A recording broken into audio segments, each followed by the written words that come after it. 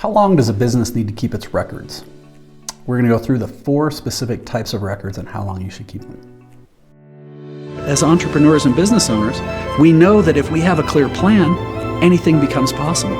And if you can have a clear plan, a clear process to create that plan, and a way to create clarity with your partner or spouse, you can drive to amazing heights. All right, so for most people, when they're talking, how long should I keep my business records, they're thinking government. The traditional rule of thumb, this doesn't mean everywhere, but the traditional rule of thumb is 7 years. However, I would highly, highly recommend that you talk to your small business accountant and verify what they say. In some cases, this may change from state to state or even city to city. It's unusual, but it's possible. So there's no solid rule, and it's one of those things that's always changing. So the first thing is traditionally it's 7 years. However, verify with your small business accountant what it is. All right, the next one is contracts and agreements. So I hate saying a blanket, you only keep your records for 7 years. That's bullshit. You may have long-term engagements with people, and if you have a contract with someone that you've been working with for a long time, you keep the contract forever. It's not a blanket, oh, it's 7 years old and we throw all that stuff out. I've known people that do that, and it's not healthy. It could bite you in the ass. So if you have a contract with somebody that you're working with, you're going to keep engaged, keep that contract as long as you're working with those people, and then you may keep it for a few years after that. All right, the second thing is similar to that second one, is the third one, and that's going to be your suppliers.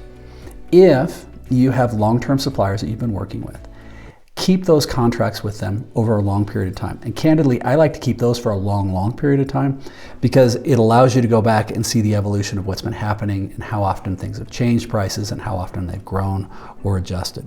Now, you don't have to, but you should keep your current supplier agreements based on wherever you are. And if those are only 6 months, fine. If they're 5 years, fine. If they're 15 years, keep it.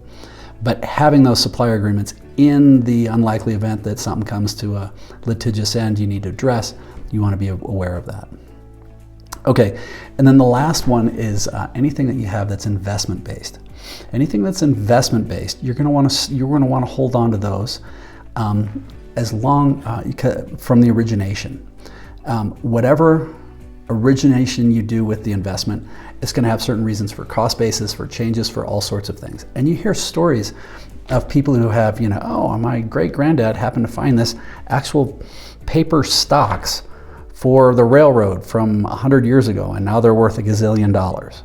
Well, if they're investments, not only if you have the actual pieces of paper that say this is the investment, but also understanding what was your cost basis when you got in, what were the structures around that, so that you have the track record on that. In the event that you then, when you do sell it or you want to exit out of it, you need to know where you're starting from. So the 4 basic areas are: 1, the government. Traditionally it's 7 years, but you check with your certified accountant or your small business accountant. 2, contracts and business contracts with anybody you're engaged with and working with. You want to hold on to those as long as you're working with them. Don't let the 7 years hold you back on that. It's whatever is there. The third thing, suppliers, making sure that you're on the same page with those things. They're a different type of a record, a different type of agreement.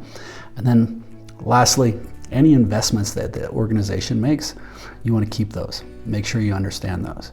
So now this is going to apply to all your equipment, to your buildings, rentals, all that type of stuff, all apply to these things.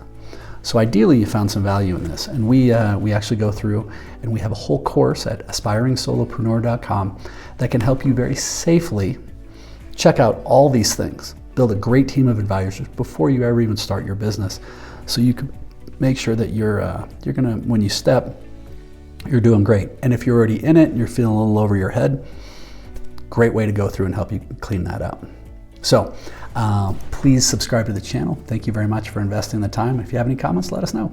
Keep smiling.